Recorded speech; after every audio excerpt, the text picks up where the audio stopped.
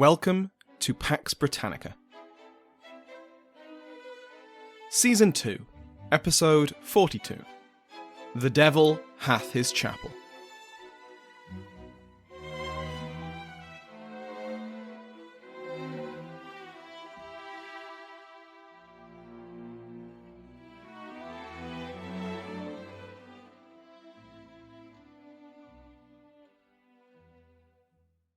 Welcome back to Pax Britannica. I'm your host, Samuel Hume. Before we begin today, I'd like to thank my Patreon House of Lords, which has been joined by Archie, Viscount Simpson, and Stephen, Baron Williams. Like all other patrons, they can now listen to this and every other episode ad-free. Go to patreon.com/PaxBritannica to find out more. Last week, we covered the third and final Anglo-Powhatan War, where the Powhatan paramount chieftain, under the leadership of Opechancanough, orchestrated another devastating surprise attack on the colony of Virginia. Rather than expel or chasten the colonists, however, the Virginians under Governor William Berkeley responded with a brutal campaign. By the time a peace treaty was signed, Opechancanough had been captured and killed, the unity of the Powhatan Confederacy had been mortally wounded, and colonial claims to land both near and far had been enforced by fire and sword. Today, we return across the Atlantic. Recently, we've been focused on the high politics of the Civil War, kings and parliaments, and their generals and armies, as they get stuck into the process of hacking each other to bits over the question of who best protected the liberties of Englishmen. But civil wars are much more than just military affairs, especially in a society like early modern England. This is a world getting turned upside down, where fundamental questions are being asked, like, does the king answer to his subjects as well as to God? How will God be worshipped? What is heresy? What is popery? Coming to the wrong answer on these questions could be damning, quite literally. We'll see many examples of how English society reacted to these strains, for both good and evil, and today we'll start on one of the most notorious. Over the next few episodes, we're going to look at an event which, amidst all the horrors of the Wars of the Three Kingdoms, those which we've already covered, and those still to come, ranks as one of the most infamous. All of it sparked when a young law clerk took it upon himself and his colleague to root out and punish the servants of the devil. In so doing, they will tap into social and religious pressures which had long been building, and unleash the largest witch trial in English history. I am speaking, of course, about Matthew Hopkins, the Witchfinder General. We'll begin the story of Matthew Hopkins and his colleague John Stern in the next episode. Today, we'll be exploring the context of the time, and try to understand why this seemingly isolated and incredibly violent spike in witch trials occurred where, when, and how it did. Next week, we'll begin a series of episodes on the East Anglian witch trials, and why, even at the height of a quite brutal multi-kingdom civil war, the focused cruelty of the powerful against the powerless stands apart. These episodes are adapted from the History of Witchcraft, so long-time listeners might recall a lot of these details. I'll be focusing on three main arguments which help explain why Hopkins was not only willing to conduct his trials, but also why the communities he visited across the home counties supported him. Firstly, the breakdown in the legitimate state authority due to the Civil War, authorities that had been keeping any latent desire to hunt witches under control. Secondly, an overwhelming religious fervour that had been simmering for decades and had partly led to the war in the first place. Suspected witches were persecuted with religious and revolutionary fervour in an attempt to forge a godly kingdom. And thirdly, the drive by patriarchal institutions to assert dominance over rebellious women, focused on those women who failed or otherwise bucked their societal expectations, especially those who required support from their neighbours or who were otherwise unsocial. First, we'll examine the breakdown of traditional authorities and what role this could have played in the Hopkins outbreak. As we saw in episode 1.35, The Sword of the Magistrate, by and large the official judicial process hampered witch trials. When the justices of the assizes were on their circuits, they kept a firm hand on proceedings. Establishment skepticism was high, or at least royally appointed justices were credulous about the more extravagant testimonies, things like shapeshifting and flying.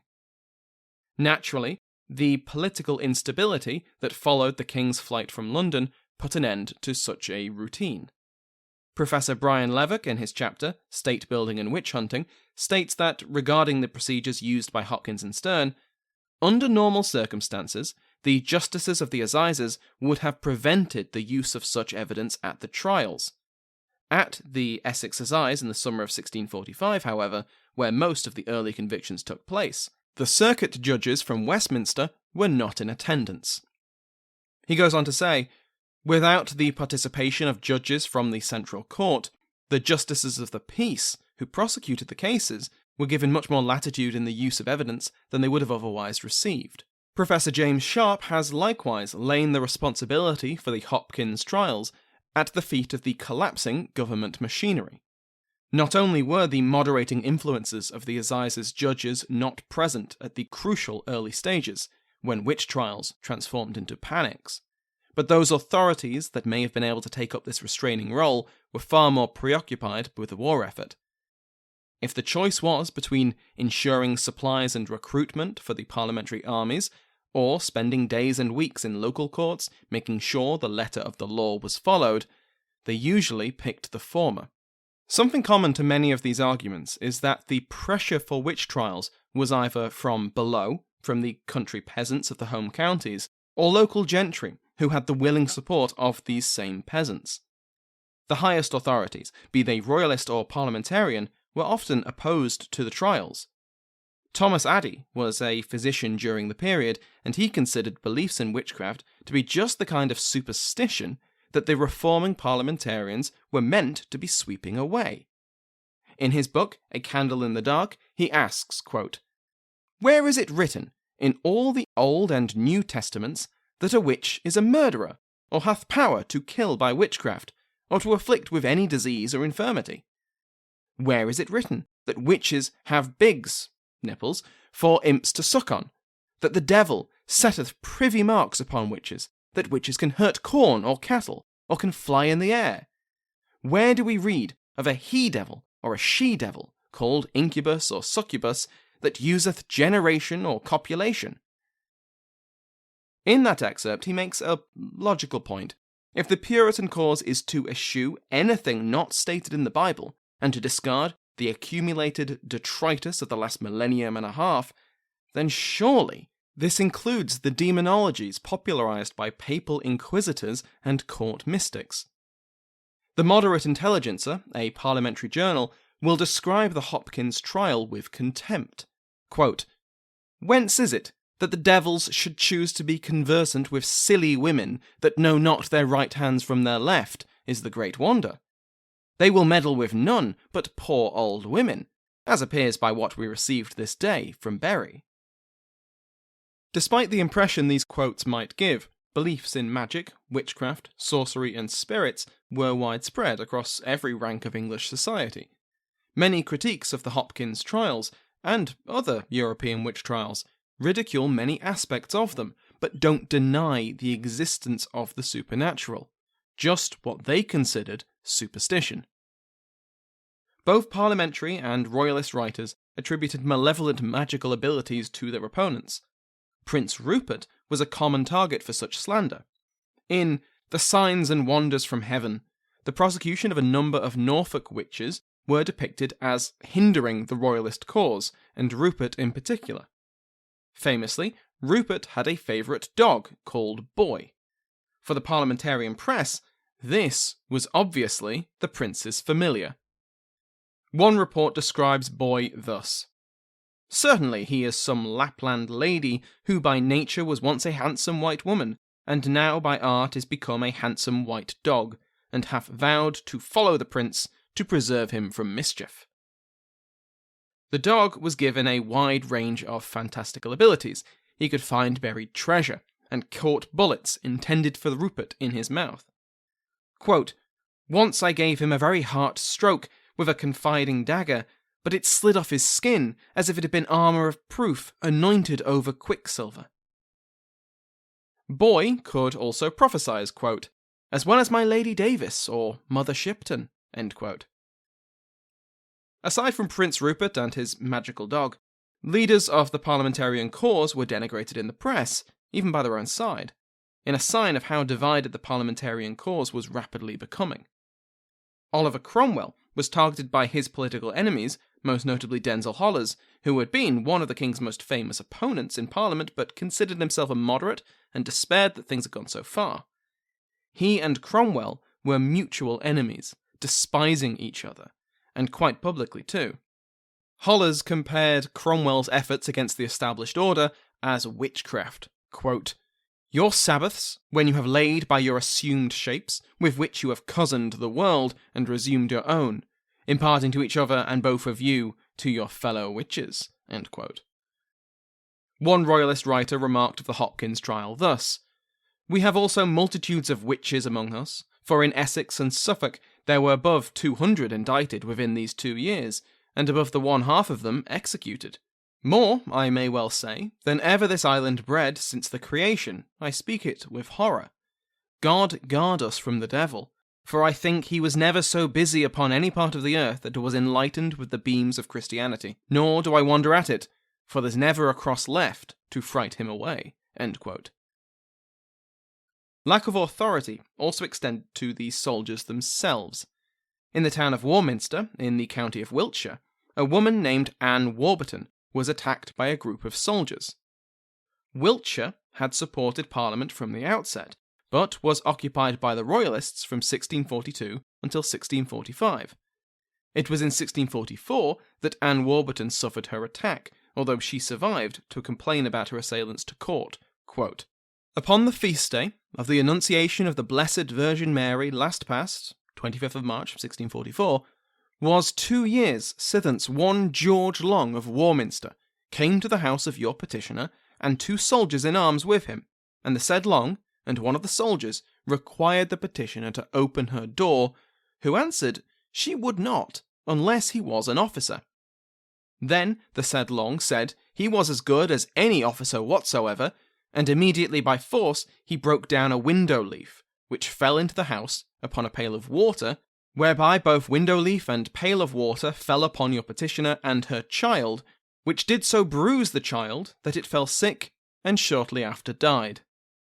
Yet not being contented, they also broke up the door and entered the house by force, and then the said Long fell to biting, pinching, and scratching of your petitioner, saying and swearing in the most execrable and ignominious manner she was a witch, and therefore he should have her blood, which he drawed from her in great abundance." So a group of soldiers suspected Anne to be a witch, and broke into her house, and in so doing fatally injured her child, and then assaulted her with nails and teeth to try and draw her blood, as was a traditional cure for witchcraft. George Long, the leader of this group, appears to have run away from the charges and did not appear in court. The idea that the war had broken the legal infrastructure and created a vacuum which allowed for more extreme views to be enforced is a sensible one in my mind. Yet even had the legal system entirely collapsed, which it didn't, this would not explain the witch trials alone.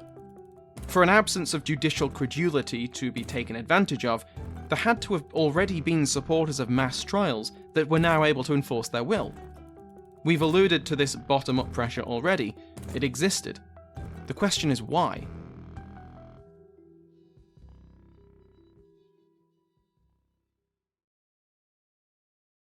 One likely cause for this pressure for witch trials are the social transgressions of its victims. That those that found themselves on trial in a witch panic were suspected because of their failure to adhere to social norms marked them as different in a time when the other was a threat.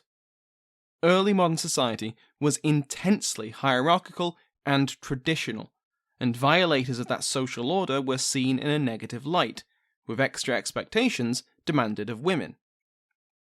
What's striking about English witch trials, including the Hopkins ones, and something we saw a lot in the History of Witchcraft podcast, is the idea that social norms required a community to look after its vulnerable members.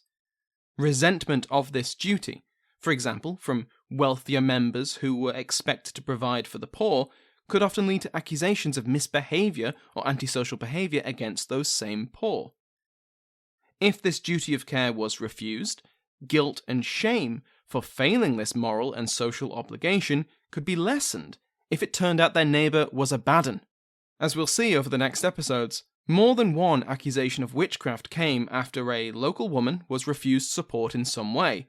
They threatened their neighbour, or muttered something under their breath as they left, and then later, some misfortune befell that neighbour, say a child or a cow falling ill or dying. In a misogynistic society like early modern England and Europe more generally, women were especially criticised for breaking social norms, whether or not they broke them by choice.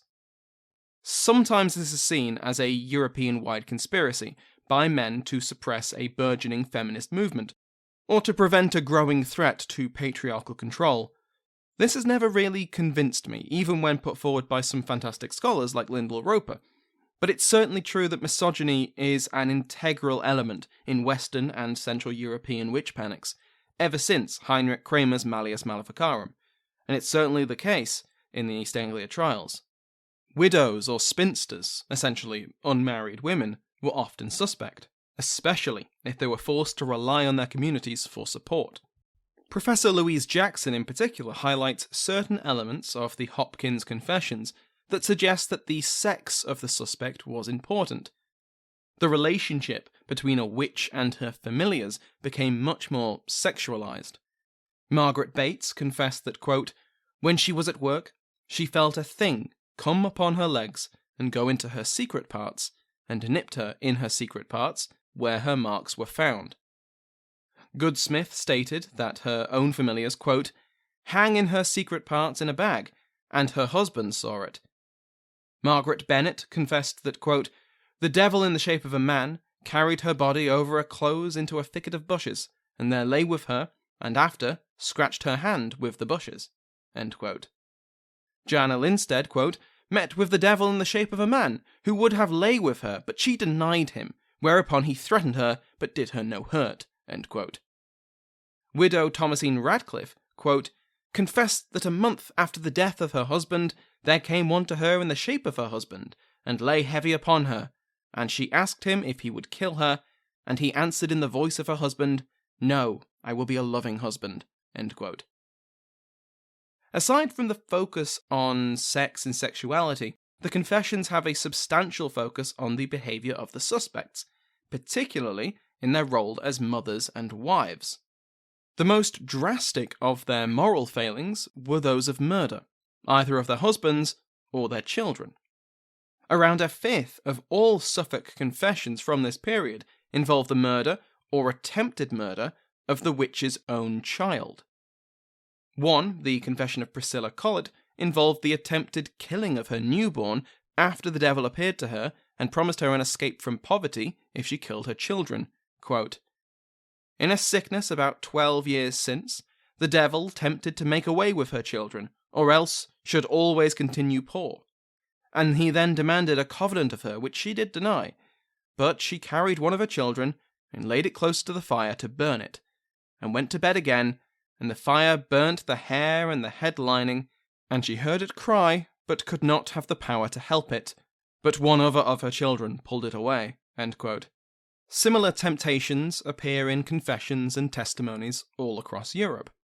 The peasant woman who confessed to selling her soul for a flock of sheep, which was the most wealth she could imagine.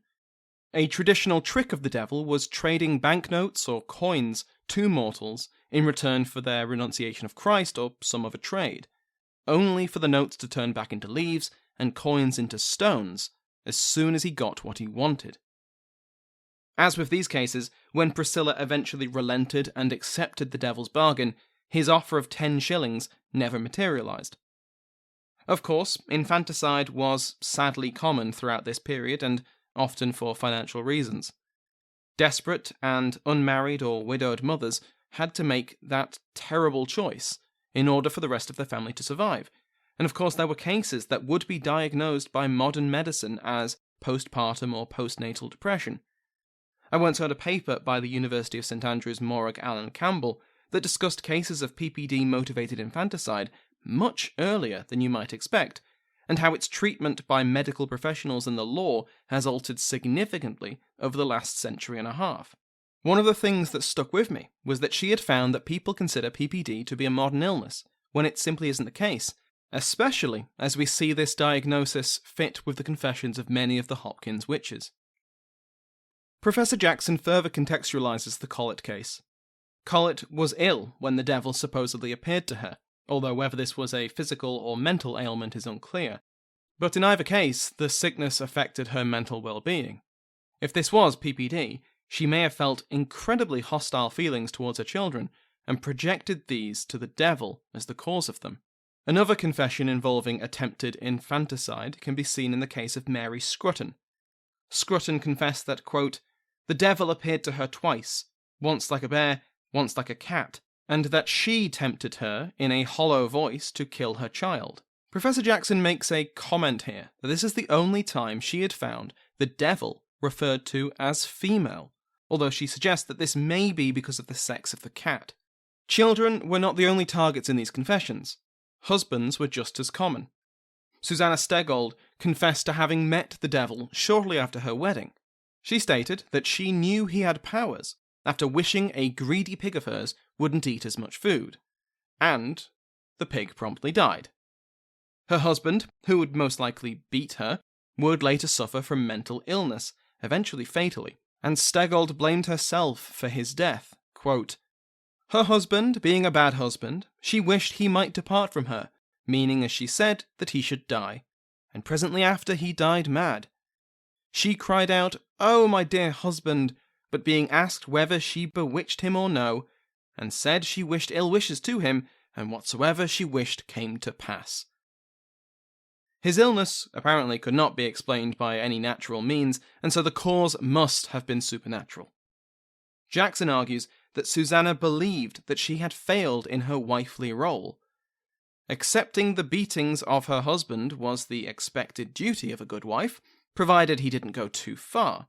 For her to despise her lawful and wedded spouse and wish him dead was failure enough. That her wishes came true was evidence of her own evil, and Jackson states that Stegold thought she was a witch, confessing out of guilt and fervently believing her own invention that she had 3 imps. In the framework of early modern English society, corruption by the devil was the only explanation for her feelings and experiences. Susanna Stegold would be hanged. Professor Jackson argues that, in her studies of the Suffolk trials, it was the notoriety of the witch trials themselves that made these women consider their behaviour through a spiritual lens. The confessions of these women were, quote, "judging themselves as wives and mothers. They were judging their angers, their bitterness, their fears and their failures to live up to the expectations of others." End quote. With the right persuasion, or coercion, these women would confess their perceived crimes to the witchfinders, and they would hang for them. The third factor, which is also partly connected to the feminist theory, is the religious element. Just like with social hierarchy, religion was unavoidable in early modern society, as we well know, and the atmosphere of southeastern England during the Wars of the Three Kingdoms was particularly claustrophobic. The relationship between the popularity of Puritanism and the number of witch trials has been exhaustively researched and is still highly debated. Professor Jackson, for example, disputes the importance of Puritanism to the witch trials, naturally emphasizing the importance of misogyny over religious zealotry, whereas Dr. Peter Elmer considers the religious beliefs of East Anglian society to be deeply intertwined with their political allegiance, and both combined created the exceptional circumstances of the Hopkins trials. Elmer bases this argument on 2 important factors. Firstly, the people of southeastern England were highly politicised by the religious and political battles going on throughout the country. When the order of the universe is being questioned, it's very difficult to stay neutral. However, he points out that the southeast was not alone in facing these developments. So why the difference? Why were there not mass trials across all of England? It is in combination with the second factor, that the southeast was very rarely the subject of the military battles of the war. To quote Elmer in his 2016 Witchcraft, Witch Hunting and Politics in Early Modern England, the absence of fighting and resulting devastation meant that local government and administration, far from collapsing in this region, continues to function and allowed local elites the opportunity to rebuild their communities, albeit according to a new set of precepts laid down by a consortium of godly preachers and God-fearing magistrates. The witch hunts in East Anglia, I shall argue, were not therefore a judicial aberration, but rather should be seen as part of a concerted attempt by a coalition of local interest groups to construct a godly society purged of its various enemies, including witches, and reconstituted on sound biblical principles. In other words, Elmer is arguing that the judicial systems of East Anglia were not lowering their standards due to an absence of central supervision, but were instead attempting to impose a new populist and reformed set of standards. Elmer points to the proliferation of rhetoric describing the country as a body politic, with all the medical metaphors that entails. To root out witches was to detox. The Hopkins trials were not a tragedy of local authorities being too weak-willed to resist megalomaniacal witch hunters, but deliberate and popular attempts to fix a system perceived too lenient and ungodly in this region. The opposition to the Laudian religious reforms had been significant. The reforms had been considered by some to simply be attempts to bring Catholicism back to England. We've mentioned in previous episodes the populist violence visited upon Catholics as the kingdom moved towards civil war. In particular, 7 Catholic gentry families in Suffolk were attacked by mobs. 6 of these families lived in towns that would later welcome Hopkins and Stern with open arms. However, one didn't have to be a Catholic to risk the wrath of the zealous authorities, and it would be a mistake to imagine that the Puritan cause was a unified one. Many of those accused of witchcraft had previously been considered some of the most godly and educated in their communities. One of the first victims of the witch hunt, Rebecca West, was first suspected of diabolism because she attended a series of Bible meetings. The wife of a Puritan minister would be executed, despite being described as very godly and religious. Why did these previously upstanding individuals come under suspicion? In Elmer's view, these were casualties of a frantic and inconsistent burst of zealotry. As these Puritan communities sought to enforce a vaguely defined orthodoxy combined with a fear of royalist and satanic subversives in their midst. It is the ordinary mirth of the malignants of this city to discourse on the association of witches in the associated counties. But by this they shall understand the truth of the old proverb, which is that where God hath his church, the devil hath his chapel. That's the Parliamentary Journal in July 1645, which was trying to counter the mockery that, for godly puritanical communities, they sure had a lot of devil worshippers. Elmer suggests that it was the conclusion of the First Civil War with the capture of Charles by the Scots, combined with the growing power of the new model army, that marks a turning point in the trials. The entropy of victory, to borrow a turn of phrase from Mike Duncan, undermined the Puritan consensus, as there was no longer a common foe to rally against. This in turn led to disagreements on all manner of things, including whether or not to prosecute witches, and if so, how to go about doing so. Next episode, we will finally look at the life and times of Matthew Hopkins, the Witchfinder General. Now we have the context out of the way, and I've presented a sample of possible reasons why he was able to launch and maintain the largest witch trial in English history. We can follow Hopkins as he hangs his way across the Eastern Association. Thank you to my House of Lords, including but not limited to Frederick, Favourite of the King, the Duke of Bristol, Bill Winkes, the Marquess of Dorset, Thomas Kessler, and the Earl of Bradford, Richard Liddell. Remember that every patron, regardless of rank, receives an RSS feed which you can put in any podcast app to listen to the podcast ad-free. Thank you to everyone who has supported me on Patreon or donated through PayPal, left a review, or told a friend about the podcast. Thank you to Sounds Like an Earful for the interval music used in today's episode, to my entire House of Lords, and to you for listening.